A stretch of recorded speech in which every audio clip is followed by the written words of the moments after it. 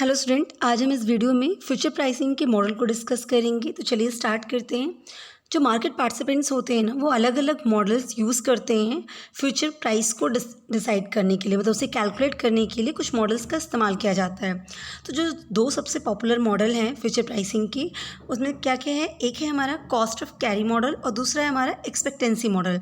तो cost of carry है carry cost model और एक्सपेक्टेंसी मॉडल, जिसमें से कैरी कॉस्ट मॉडल ज़्यादा इंपॉर्टेंट है और जनरली इसी के बेसिस पे कैलकुलेट की जाती है फ्यूचर प्राइस को। तो चलिए स्टार्ट करते हैं। सबसे पहले हम बात करेंगे कैरी कॉस्ट मॉडल की या कॉस्ट ऑफ कैरी मॉडल की। तो ये जो मॉडल है वो किस लिए है? ये मॉडल यूज़ किया जाता है कि फ्यूचर प्राइस को कैलकुलेट किया जा सके, राइट। हमने अभी लास्ट वीडियो में देखा है फ्यूचर प्राइसिंग को कैलकुलेट करना, तो वैसे ही ये मॉडल भी किस लिए यूज़ किया जाता है कि फ्यूचर प्राइस को कैलकुलेट किया जाए। ये मॉडल क्या डिफाइन करता है कि स्पॉट प्राइस और फ्यूचर प्राइस के बीच में एक रिलेशनशिप है और इसी की वजह से इसकी प्राइस वो फिक्स कर पाता है। तो मॉडल एज्यूम क्या करता है कि that price of a future contract is nothing. ये कहता है कि ये जो हम फ्यूचर प्राइस की वैल्यू कैलकुलेट कर रहे हैं, फ्यूचर प्राइस कैलकुलेट करने की बात कर रहे हैं, एक्चुअली ये है क्या इस मॉडल के अकॉर्डिंग। तो उन्होंने कहा कि इस मॉडल के अकॉर्डिंग ये सिर्फ और सिर्फ जो अंडरलाइंग एसेट्स हैं हमारी, मतलब जो भी एसेट्स हम जिसके बेसिस पे कॉन्ट्रैक्ट किए हैं, उन अंडरलाइंग एसेट्स की जो स्पॉट मार्केट प्राइस है ना, स्पॉट प्राइस है, उसमें जब हम कैरिंग कॉस्ट को ऐड कर देते हैं ना for the period of the futures, जितने टाइम पीरियड के लिए आपने ये कॉन्ट्रैक्ट किया उस टाइम पीरियड को ध्यान में रखते हुए जब तक उस पे लगने वाली सारी कॉस्ट को हम स्पॉट प्राइस में इंक्लूड कर देते हैं ना, तो वही हमारी क्या कहलाती है, फ्यूचर प्राइस कहलाती है। तो कैरी कॉस्ट मॉडल का सिंपल सा मानना ये है कि फ्यूचर प्राइस क्या होती है, फ्यूचर प्राइस कुछ और नहीं है बल्कि सिर्फ और सिर्फ आपकी स्पॉट प्राइस है और स्पॉट प्राइस में आपका जितना भी उसको कैरी करने का कॉस्ट लगा है वो कॉस्ट आप इंक्लूड कर दीजिए टाइम बीइंग के लिए, जब तक आपका कॉन्ट्रैक्ट है, उसी को हम क्या कह देंगे, फ्यूचर प्राइस। इनके इस बात को अगर हम फॉर्मूले के टर्म में कहें तो हम कहते हैं कि future contract price is equal to what, spot price plus cost of carry, क्योंकि ये तो यही कह रहे हैं कि ये मॉडल यही कहता है कि भाई इसके अलावा वो कुछ भी नहीं है। तो क्वेश्चन उठता है कि कॉस्ट ऑफ कैरी है क्या चीज़।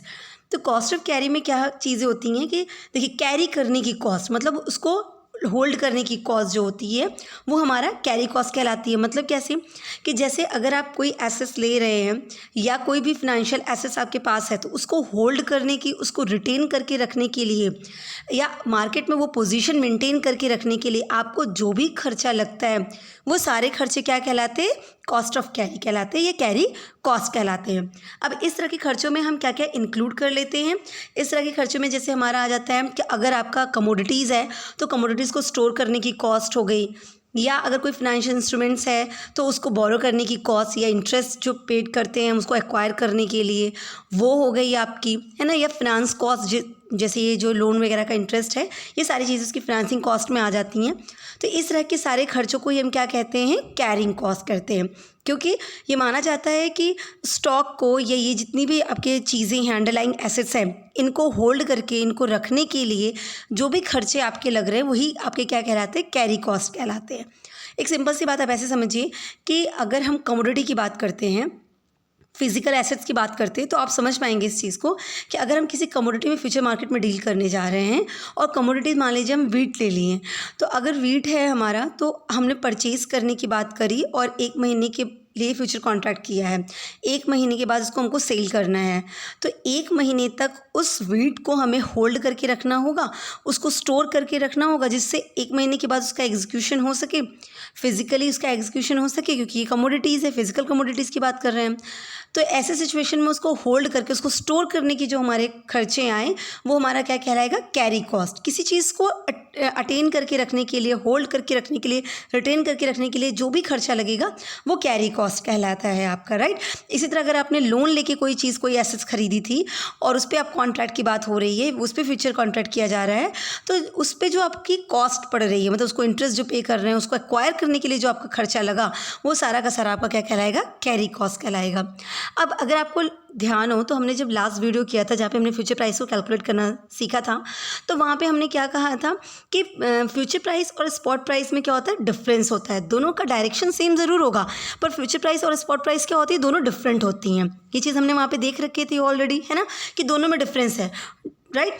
अब यही चीज़ ये कहता है कि दोनों जो प्राइसेस होती हैं आपकी फ्यूचर प्राइस और स्पॉट प्राइस, दोनों में डिफरेंस होता है, लेकिन ये जो आपकी फ्यूचर प्राइस होती है वो जनरली स्पॉट प्राइस से क्या ज़्यादा होती है, राइट। डिफरेंस है, पर डिफरेंस में भी जनरली होता क्या है कि फ्यूचर प्राइस कैसी होती है, हायर होती है। क्लियर है।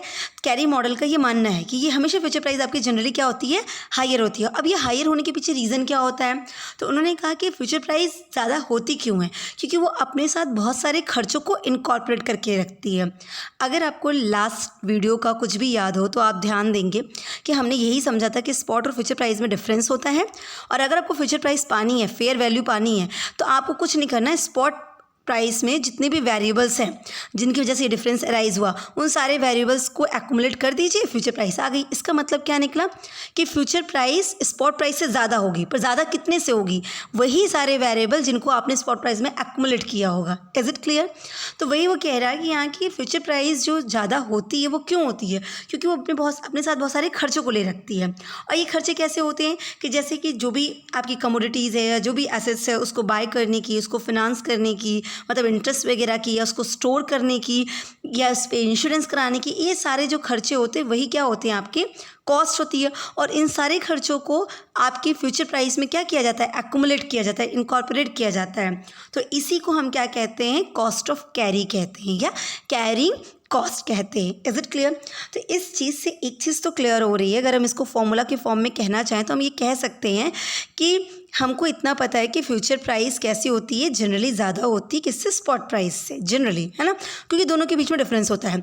डिफरेंस जिन चीज़ों की वजह से होता है वही चीज़ें तो फ्यूचर प्राइस को ज़्यादा करती हैं। हम स्पॉट प्राइस में हमेशा उन वेरिएबल्स का इफेक्ट लेते थे और उसके बाद जो रिजल्ट आता था हमारा फ्यूचर प्राइस आता था। इसका मतलब फ्यूचर और स्पॉट के बीच में डिफरेंस किस चीज़ का रहा, इन्हीं वेरिएबल्स का रहा। ये चीज़ हमने लास्ट वीडियो में देखी हुई थी। तो अगर इसको फॉर्मूला टर्म में करें तो cost of carry is equal to what, future contract price minus spot price. Future contract price और स्पॉट प्राइस के डिफरेंस को ही हम क्या कहेंगे, कॉस्ट ऑफ कैरी कहेंगे। फ्यूचर प्राइस इसी वजह से तो ज़्यादा होता है, राइट।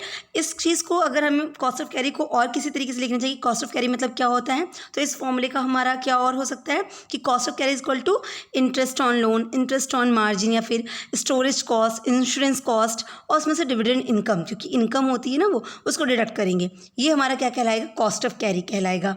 तो देखिए बहुत, ये कोई फॉर्मूला ऐसा नहीं कि जो हमें लर्न करने की ज़रूरत पड़े, क्योंकि अगर हमने प्राइसिंग ऑफ फ्यूचर समझा हुआ है तो हम इस चीज़ को बहुत ईजी समझ सकते हैं कि स्पॉट प्राइस में सारे वेरिएबल्स का इंपैक्ट लेते हैं तो फ्यूचर प्राइस आ जाती है। तो बट ऑब्वियस सी बात है कि फ्यूचर प्राइस और स्पॉट प्राइस के बीच के डिफरेंस ये वेरिएबल्स ही हैं, यही वेरिएबल को हम क्या कह रहे हैं, कॉस्ट ऑफ कैरी कह रहे हैं। क्लियर है। अब कॉस्ट ऑफ कैरी को दूसरा तरीका निकालने का क्या हुआ, एक तो इन दोनों का डिफरेंस कर दीजिए फ्यूचर और स्पॉट का, तो कॉस्ट ऑफ कैरी निकल गया, वेरिएबल निकल गया। या फिर वेरिएबल को हम सीधा एक टोटल कर लेते हैं, है ना। तो टोटल करने का क्या तरीका हुआ कि भाई जितना भी आपका कॉस्ट आ रही है उसको होल्ड करने के लिए, एसेट्स को या कमोडिटीज़ को, आपके जितने भी अंडरलाइंग एसेट्स थे उनको होल्ड करने की, उनको रिटर्न करने की जो भी खर्चे हैं उनको ऐड कर लीजिए, और उन खर्चों के अलावा उसका कोई इनकम उससे आ रही है तो उस इनकम को डिडक्ट कर दीजिए, तो आपकी क्या आ जाएगी, कॉस्ट ऑफ कैरी आ जाएगी, राइट। तो इस तरह से इसका जो रियल फॉर्मूला हमारे सामने आ जाता है वो क्या आ जाता है कि future price is equal to what, spot price plus, spot price में हमें क्या करना है, हमें carry cost minus carry return. Carry return क्या था, आपकी इनकम, जो आपने होल्ड किया उस एसेट्स को होल्ड करने की वजह से आपको कोई इनकम हुई, आपने फाइनेंशियल एसेट्स को होल्ड किया इसीलिए आपको डिविडेंड रिसीव हुआ, तो ये आपका कैरी रिटर्न कहलाया। तो carry cost minus carry return जो आ जाता है उसको हम आपकी स्पॉट प्राइस में ऐड कर देंगे तो हमारी क्या आ जाएगी, फ्यूचर प्राइस आ जाएगी। यही तो हम समझते हैं कि जो वेरिएबल्स हैं वो वेरिएबल्स को स्पॉट प्राइस में एक्यूमुलेट कर दीजिए, जो आएगा हमारा फ्यूचर प्राइस कहलाएगी। क्लियर है। अब carry cost minus carry return को हम क्या कहते हैं, नेट होल्डिंग कॉस्ट, क्योंकि एक्चुअली होल्ड करने की यही एग्जैक्टली कॉस्ट है, ग्रॉस नहीं नेट कॉस्ट है, क्योंकि हमने रिटर्न को माइनस कर दिया। और ये बहुत कॉमन लैंग्वेज में आप समझिए कि आप अगर कहीं पे जा रहे हैं, करेक्ट, अगर आप कहीं पे जाते हैं आप उसका खर्चा जोड़ रहे होते हैं कि हम यहाँ पे गए हमें कितना खर्चा लगा, तो अगर आपने जोड़ा कि यहाँ से यहाँ पे ट्रैवल किया 1000 रुपये लग गए, वहाँ पे किया 500 रुपये लग गए, वहाँ पे किया 600 रुपये लग गए, है ना, तो 1500 प्लस 600 आपने क्या किया, टोटल कर लिया। आपने कहा कि हमारा 2100 का खर्चा आया। फिर आपने कहा कि लेकिन उसी रास्ते में हम गए थे और हमें 400 मिल गया, है ना, वो हमें सामने वाले ने हमारा कूपन लग गया या कुछ मिल गया, हमें 400 रुपीज़ रिसीव हो गए। तो आप क्या कहोगे कि मेरा खर्चा कितना हुआ, तब आप 2100 का खर्चा नहीं कहोगे, आप कहोगे नेट मेरा खर्चा कितना हुआ, 2100 में से आप वो 400 जो आपको मिले उसको लेस कर देते हैं। करते हैं ना, तो फिर हम कहते हैं कि हमारा हाँ भाई 1700 का पूरा खर्चा हो गया। यही तो ये भी कह रहे हैं कि कैरी कॉस्ट आप निकाल रहे हैं ना, तो कैरी कॉस्ट निकालिए, सारा खर्चा लीजिए और अगर कोई इनकम आई उसको डिडक्ट कर दीजिए। अब जो आया है ना वही आपके रियल नेट आपकी होल्डिंग या नेट कैरी कॉस्ट आपकी हो गई। तो कई बुक्स में कई जगह आपको नेट होल्डिंग कॉस्ट करके लिखा रहता है, तो नेट होल्डिंग कॉस्ट का मतलब यही हुआ आपका। Is it clear? तो आपको स्पॉट प्राइस में ये सारे खर्चों को जोड़ देना है, आपकी फ्यूचर प्राइस आ जाएगी। क्लियर है? अब अगर हम फाइनेंशियल फॉरवर्ड कॉन्ट्रैक्ट की बात करें तो जनरली ये जो कॉस्ट ऑफ कैरी होता है ना, मतलब प्राइमरीली वो क्या चीज़ होती है, इंटरेस्ट कॉस्ट होती है। जो भी आपका इंटरेस्ट रेट होता है ना वही आपकी क्या कहलाती है, कॉस्ट ऑफ कैरी कहलाती है। कहाँ पे? फाइनेंशियल फॉरवर्ड कॉन्ट्रैक्ट्स में आपकी इंटरेस्ट ही कैरी कॉस्ट कहलाती है। अब ये जो आप फ्यूचर प्राइस कैलकुलेट किए ना इस पूरे फॉर्मूले से, ये फ्यूचर प्राइस जो कैलकुलेटेड है वही क्या कहलाती है, आपकी थ्योरेटिकल मिनिमम प्राइस, या फिर हम इसको क्या कह सकते हैं, या आर्बिट्रेज फ्री प्राइस कहते हैं। Is it clear? Arbitrage free price या मिनिमम प्राइस कहते हैं। देखिए यही हमारी फेयर प्राइस भी हो गई, जिसको हम फेयर प्राइस कहते थे, यही हमारी फेयर प्राइस हो जाती है। क्लियर है? इसका मतलब कॉस्ट ऑफ कैरी मॉडल अपने साथ क्या क्या कैरी कर रहा है। कॉस्ट ऑफ कैरी मॉडल अपने साथ कहता है कि देखिए फ्यूचर प्राइस जो आप कैलकुलेट करेंगे ना, फ्यूचर प्राइस और स्पॉट प्राइस के बीच में एक अच्छा खासा रिलेशन है, और वो कहता है कि फ्यूचर प्राइस क्या होती है, हमेशा स्पॉट प्राइस से ज़्यादा होती है। अब जितनी वैल्यू से ज़्यादा होती है उसको हम कहते हैं कैरी कॉस्ट। तो जब हम स्पॉट प्राइस में उसी कैरी कॉस्ट का इम्पैक्ट ले लेते हैं तो हमारी फ्यूचर प्राइस आ जाती है। अब ये जो हमारी फ्यूचर प्राइस होती है ना, वो मिनिमम प्राइस है। ये एक ऐसी प्राइस है, या फेयर प्राइस हम कहते हैं इसको, फेयर वैल्यू, ये एक ऐसी प्राइस होगी फ्यूचर प्राइस जिस पे कोई आर्बिट्रेज का चांस नहीं रहेगा। अगर इस प्राइस पे मार्केट में फ्यूचर प्राइस ट्रेड हो रहा है तो इसका मतलब यहाँ पे आर्बिट्रेज का कोई चांस नहीं है। तो कैरी कॉस्ट मॉडल जो होता है वो आर्बिट्रेज फ्री प्राइसिंग के बारे में बात करता है, राइट? क्योंकि ये फेयर प्राइसिंग की बात कर रहा है, और जब फेयर प्राइस है तो कोई भी आर्बिट्रेज होते कौन है? आर्बिट्रेज वही लोग तो होते हैं जो अपना एक भी रुपया खर्चा नहीं करते हैं, जो लूप होल है, जो डिफरेंस है, उसी से प्रॉफिट कमा लेते हैं। कहीं भी पैसा अपना इन्वेस्ट नहीं करेंगे, एक जगह से उठाए दूसरी जगह पे इन्वेस्ट करें, एक जगह बाय करें दूसरी जगह सेल कर रहे हैं, है ना? ना एक्चुअली उन्होंने बाय किया ना एक्चुअली उन्होंने सेल किया, सिर्फ बाय सेल के नेट से अपना प्रॉफिट कमा ले जाते हैं। ऐसे तो आर्बिट्रेज होते हैं। तो आर्बिट्रेज हमेशा लूप होल ढूंढते हैं कि डिफरेंस क्रिएट हो तो उसी का वो फ़ायदा कमाते हैं। पर कैरी कॉस्ट मॉडल क्या कहता है कि अगर फेयर प्राइस पे कोई चीज़ ट्रेडिंग होगी ना तो आर्बिट्रेज को कोई मौका ही नहीं मिलेगा। तो फेयर प्राइस का मतलब यही हुआ कि भाई तुम्हारा आज का रेट चल रहा हो, इतना तुम्हारा खर्चा है, तो दोनों को ऐड करो, वही तुम्हारी फ्यूचर प्राइस होगी। तो ऐसे केस में अगर ये इसी प्राइस पर ट्रेड होगा तो आर्बिट्रेज कहाँ से पैसा कमाएंगे? कैसे वो अपना करेंगे कि यहाँ से बाय करें वहाँ से सेल करें? नहीं कर सकते हैं। तो इसीलिए कैरी कॉस्ट मॉडल की जो फ्यूचर प्राइस कैलकुलेट होके आती है उसे हम कहते हैं आर्बिट्रेज फ्री प्राइस कहते हैं। क्लियर है? अब इसी से फॉर्मूले पे हम एक न्यूमेरिकल सॉल्व कर लेते हैं तो आपके लिए समझना ज़्यादा इजी हो जाएगा, राइट? तो एक क्वेश्चन उठाते हैं। तो क्वेश्चन क्या है कि price of ACC stock on 31 December 2021 was ₹220, right? And future price on same date for March 2022 was ₹230। पहले इस दोनों लाइन का मतलब समझते हैं।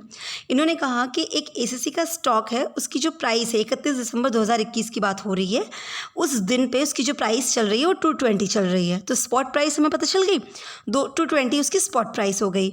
उन्होंने कहा कि इसी डेट पे 31 दिसंबर 2021 को फ्यूचर मार्केट में, जो फ्यूचर हमारा ऑर्गेनाइज मार्केट है, वहाँ पे हम जब ट्रेड कर रहे हैं, फ्यूचर प्राइस में जब ट्रेड कर रहे हैं, तो इसी 31 दिसंबर 2021 को जो हमारी फ्यूचर प्राइस दिख रही है वो कितनी दिख रही है? 230।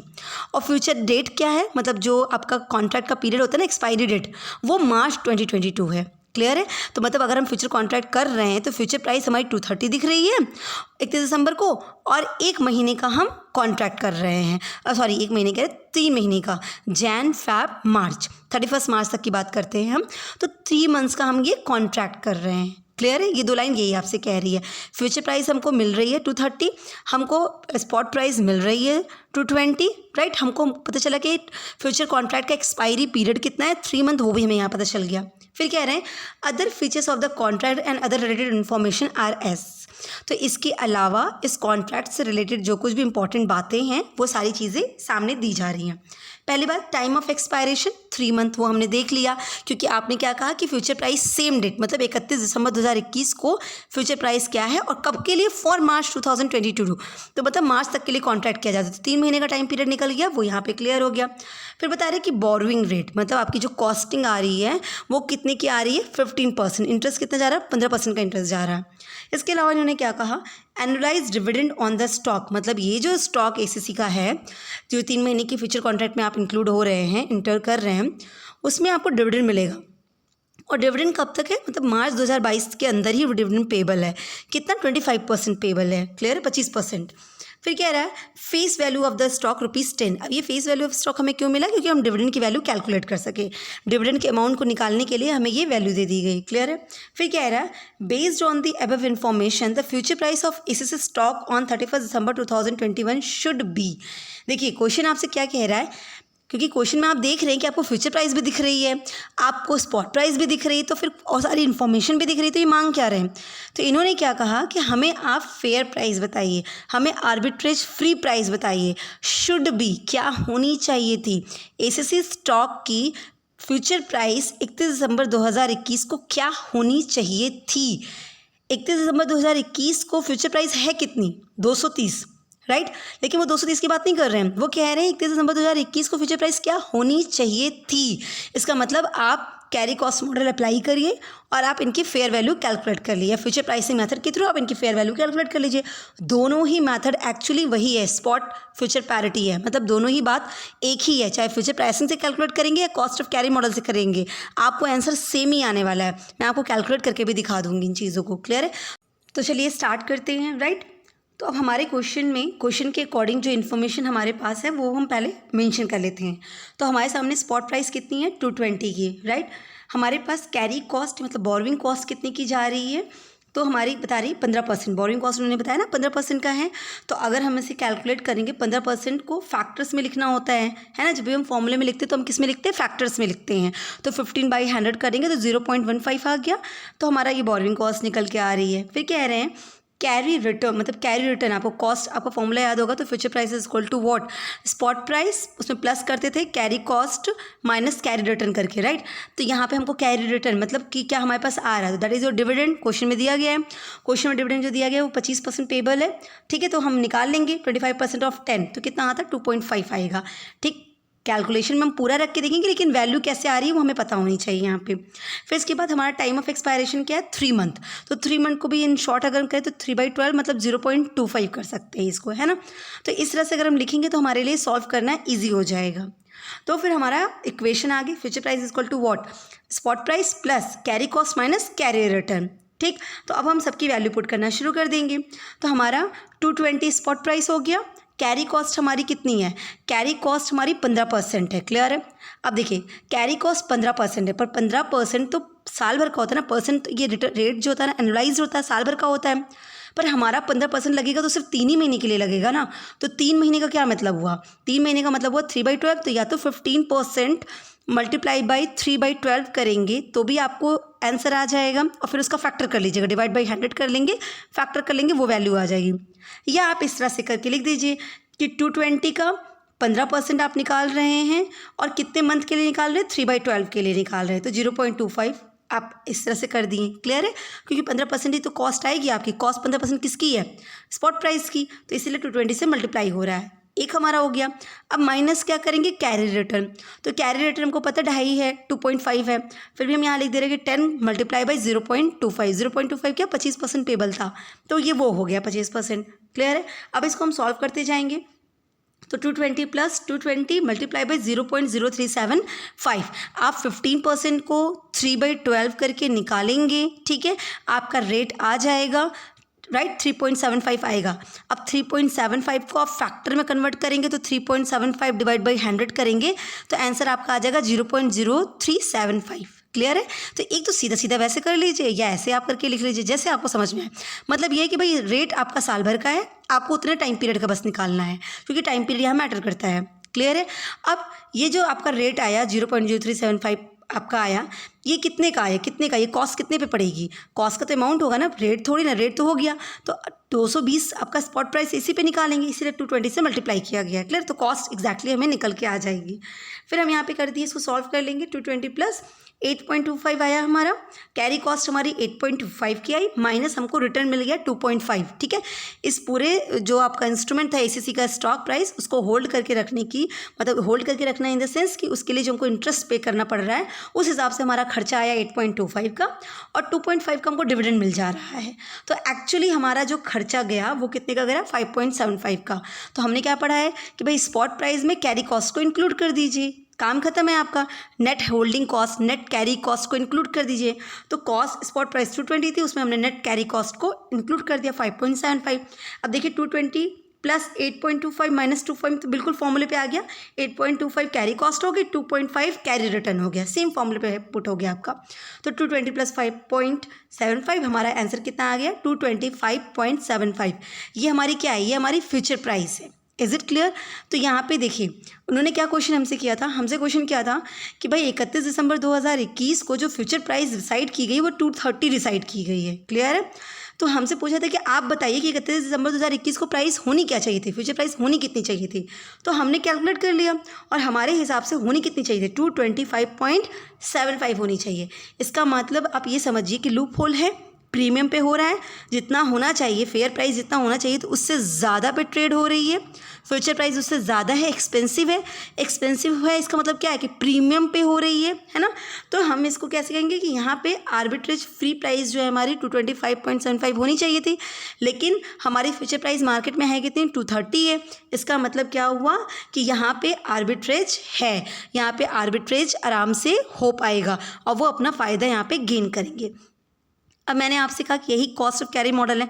हमने कहा कि यही चीज़ आप समझिए जो अपने फ्यूचर प्राइसिंग में सॉल्व किया था, स्पॉट फ्यूचर पैरिटी, वो भी यही चीज़ है, कोई डिफरेंट चीज़ नहीं थी। आपने यही तो किया था वहाँ पे भी। अगर हम इसको फॉर्मूले की तरह देख के करें कि देखिए वहाँ पे आप ऐसे करते थे ना, स्पॉट प्राइस को फिर आप 1 प्लस करके जो RF आपका रेट होता था उसमें आप डेज़ का फैक्टर करके, मतलब जितने दिन का इंटरेस्ट है उससे मल्टीप्लाई कर देते थे वो, फिर माइनस डिविडेंड कर देते थे, ऐसा ही करते थे आप।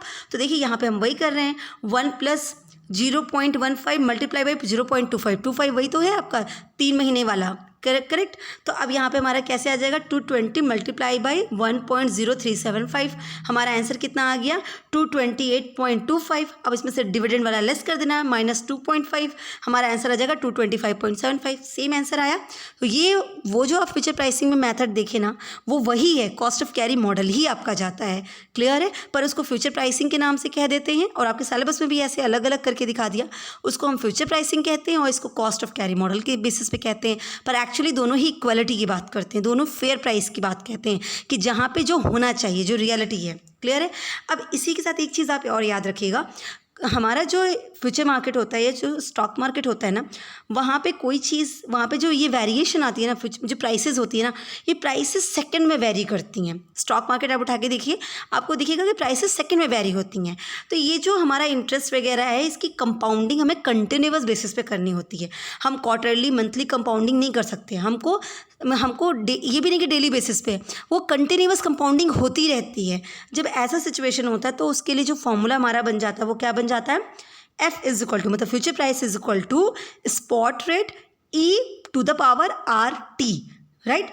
अब देखिए E क्या होता है, E आपका होता है एप्सिलॉन।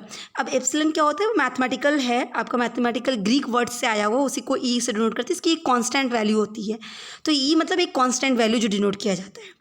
अब उसकी पावर क्या है, RT, R हमारा रिस्क फ्री रेट और T हमारा टाइम जो एक्सपायर होने में बचा है। बस इसी को हम और इस तरह से भी कर सकते हैं कि कई जगह आपको फॉर्मूला इस तरह से मिलेगा। तो future price is equal to what, spot price और E। यहाँ तो क्लियर है। अब जो ऊपर टू द पावर आपने RT लिखा था ना, उसी चीज़ को देखिए यहाँ पे इन्होंने कैसे कर दिया, और सारे कॉस्ट को और सब चीज़ों को इंक्लूड कर लिया। यहाँ पे RF वही रिस्क फ्री रिटर्न हो गया, plus storage cost minus convenience yield. अब ये जो कन्वीनियंस यील्ड होता है मतलब आपको सी ये जो है ये कन्वीनियंस यील्ड है, ये क्या चीज़ होती है? ये बेसिकली कुछ नहीं होता है कि जब कभी आप कोई एसेट्स को होल्ड करते हैं ना उसकी वजह से आपको कोई फ़ायदा मिल जाता है। जैसे आपको इंश्योरेंस का कुछ फ़ायदा मिल गया है ना, आपने होल्ड किया, इंश्योरेंस कराया, इस वजह से आपको इंश्योरेंस का कुछ पैसा मिल गया, तो ये होता है कन्वीनियंस यील्ड हो जाता है। क्लियर है? तो ये कह रहे हैं कि इसको माइनस कर दीजिए, बट ऑब्वियसली बात है भाई वो खर्चा कहाँ है, उसको हटाइए आप। तो इस तरह से R F plus S minus C overall और फिर आपका टी हो जाएगा। क्लियर है? ये आपका टी टाइम है जो सबसे मल्टीप्लाई हो जाएगा। तो देखिए वही हो गया, ई की जो कांस्टेंट वैल्यू हो गई और ई में ये सारी चीज़ें आपका उसका इम्पैक्ट ले लिया गया है। तो हम इस नोटेशन को पढ़ लेते हैं। एस स्पॉट प्राइस हो गया, आर आपका रिस्क फ्री रेट हो गया, राइट। उसके बाद टी आपका टाइम टिल एक्सपायर जितना भी है, और यहाँ पे आर ई को हम कंपाउंडिंग करते हैं। ई हम क्या कहते हैं? एप्सिलॉन। एक्चुअली इसका नाम क्या है? एप्सिलॉन है, ठीक है। ये मैथमेटिकल टर्म है और इसको ग्रीक वर्ड में ये लिखा गया है, एक्चुअली ये ग्रीक लेटर है, ठीक। तो इसका एक कांस्टेंट वैल्यू होता है जिसकी वैल्यू क्या होती है? 2.718। क्लियर है? ये इसकी एक फिक्स वैल्यू है। तो ई की जगह आपको ये वैल्यू मेंशन करनी पड़ती है, ई की वैल्यू यही होती है। क्लियर है? सी मतलब कन्वीनियंस यील्ड और एस मतलब स्टोरेज कॉस्ट। तो ये हमारा क्या हो गया? कॉस्ट ऑफ कैरी मॉडल हो गया। आई होप आपको cost of carry model clear हुआ होगा। क्लियर है? तो इस तरह से हम फॉर्मूले से पूरा cost of carry model calculate कर लेते हैं। अब हम बात करते हैं सेकेंड मॉडल की, that is your expectancy model. Clear है? अब एक्सपेक्टेंसी मॉडल क्या कहता है? ये कहता है, एक्सपेक्टेंसी मॉडल कहता है कि जो फ्यूचर प्राइस आपको कैलकुलेट करनी है ना, वो फ्यूचर प्राइस है क्या? वो फ्यूचर प्राइस बेसिकली क्या होती है? जो आपकी एक्सपेक्टेड स्पॉट प्राइस है। करेक्ट? इन्होंने क्या कहा कि फ्यूचर प्राइस क्या है? तो फ्यूचर प्राइस आपकी एक्सपेक्टेड स्पॉट प्राइस है, सिंपल लैंग्वेज में। मतलब 2 महीने बाद क्या रेट चलेगा वही आज आपकी फ्यूचर प्राइस बन जाएगी। तो जो स्पॉट प्राइस मतलब करंट प्राइस होती है। अब इस करंट मार्केट में उसकी जो नॉर्मल जो रेट चल रहा है वो हमारा स्पॉट डिनोट कर रहा है। क्लियर है? तो अब यही 2 महीने बाद 3 महीने बाद क्या होना चाहिए, ये स्पॉट कहाँ जाके रुकेगा, वो स्पॉट क्या होगा 2 महीने बाद, वही आपकी आज की फ्यूचर प्राइस कहलाती है। ठीक है? तो basically what the spot price of the asset is expected to be in the future. Future में क्या स्पॉट प्राइस आप एक्सपेक्ट कर रहे हैं वही आपकी फ्यूचर प्राइस होगी आज की। क्लियर है? तो as per the expectancy model ये आपके स्पॉट प्राइस और फ्यूचर प्राइस के बीच के रिलेशन नहीं है, बल्कि ये क्या है, ये एक्सपेक्टेड स्पॉट और फ्यूचर प्राइस के बीच का है कि मार्केट कैसे मूव करता है। स्पॉट जो है आपका, एक्सपेक्टेड स्पॉट क्या होगा वही आपकी आज की फ्यूचर प्राइस होगी। क्लियर है? जैसे एकदम सिंपल सी बात है, कोई प्रोडक्ट आज हम खरीद रहे हैं, हम कहते हैं कि हम कॉन्ट्रैक्ट कर रहे हैं और हम कॉन्ट्रैक्ट कर रहे हैं 2 महीने बाद का। तो 2 महीने के बाद के लिए आज ही हम रेट तय करने वाले हैं। तो जब हम आज ही रेट तय करेंगे तो हम क्या तय करना चाहेंगे, रेट हमारा कैसा होना चाहिए। बट ऑब्वियस सी बात है 2 महीने बाद इसका रेट जो होगा, है ना, वैसे ही उसी के नियर बाई तो हम रेट फिक्स करेंगे। तो एक्सपेक्टेंसी मॉडल यही तो कह रहा है कि आपकी जो स्पॉट प्राइस 2 महीने बाद होनी चाहिए, जो एक्सपेक्ट आप करते हैं वही आज आपकी फ्यूचर प्राइस बन जाएगी। हम किसी प्रोडक्ट को कहते हैं कि ये 2 महीने बाद 400 का मिलेगा, तो हम ये कह रहा है, एक्सपेक्टेंसी मॉडल कह रहा है कि आज उसकी फ्यूचर प्राइस अगर कोई पूछेगा तो कहिए 400 है। सिंपल। क्लियर है? तो ये यहाँ पे इन्होंने यही बात कह दी। अब इस मॉडल के हिसाब से 2 बातें हमारे सामने इंपॉर्टेंट आती हैं। पहली बात कि जो फ्यूचर प्राइस है वो प्रीमियम या डिस्काउंट किसी पे भी हो सकती है। मतलब आपकी जो अंडरलाइंग एसेट है उसकी जो स्पॉट प्राइस है उस स्पॉट प्राइस से प्रीमियम पे भी हो सकती है और डिस्काउंट पे भी हो सकती है, क्योंकि फ्यूचर में उस प्रोडक्ट की स्पॉट प्राइस क्या होगी हमें नहीं पता। वो ज़्यादा भी हो सकती है, कम भी हो सकती है। आपने देखा कुछ प्रोडक्ट 1-2 महीने के बाद और महंगे हो जाते हैं, कुछ प्रोडक्ट 1-2 महीने बाद और सस्ते हो जाते हैं, अगर नॉर्मल लैंग्वेज में समझे।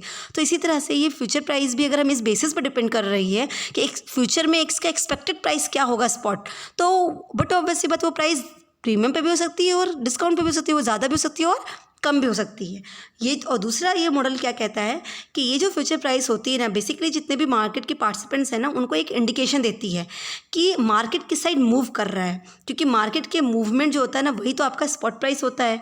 मार्केट के मूवमेंट पे स्पॉट प्राइस जाएगा और उसी स्पॉट प्राइस के मूवमेंट पे आपका फ्यूचर प्राइस डिसाइड हो रहा है। क्लियर है? तो in this model assets future pricing depends on its future spot price trend. जो फ्यूचर में आपका 2 महीना 3 महीना 4 महीना जो भी आपने कॉन्ट्रैक्ट किया है फ्यूचर कॉन्ट्रैक्ट, उसके बाद जो उस टाइम पे आपका स्पॉट प्राइस ट्रेंड कर रहा होगा, उस टाइम पे जो स्पॉट प्राइस का मूवमेंट चल रहा होगा मार्केट के हिसाब से, वही आज आपकी फ्यूचर प्राइस बनने वाली है। So this prediction will be positive in case market predictions are bullish and negative if the outlook is bearish. अगर मार्केट के लोग ये सोच रहे हैं कि फ्यूचर में प्राइस बढ़ने वाली है, है ना। कॉन्टेंगो मार्केट आपको याद होगा स्प्रेड में, कॉन्टेंगो मार्केट है ना, जब फ्यूचर प्राइस हायर होती थी और स्पॉट प्राइस से तो नेगेटिव होता था कॉन्टेंगो मार्केट। तो ये बेसिकली नॉर्मल मार्केट होता है। तो इस टाइम पे जो मार्केट पार्टिसिपेंट्स होते हैं वो क्या सोचते हैं कि फ्यूचर में स्पॉट प्राइस बढ़ने वाली है, वो बेयरिश, वो क्या होते हैं, बुलिश होते हैं, बढ़ने वाली है तो फ्यूचर प्राइस ज़्यादा दिखेगी। और वहीं पे अगर उनको ये लगता है कि फ्यूचर में मार्केट प्राइस डाउन होने वाली है तो ऐसे केस में वो बेयरिश आउटलुक हो जाएगा और नेगेटिव जाएगी। Is it clear? तो एक्सपेक्टेंसी मॉडल क्या कहते हैं? Expected price. That's it. I hope आपको क्लियर हुआ होगा कि कॉस्ट कैरी मॉडल क्या होता है, एक्सपेक्टेंसी मॉडल क्या होता है और फ्यूचर प्राइसिंग कैसे कैलकुलेट करते हैं। Wish you all the best. Thank you so much.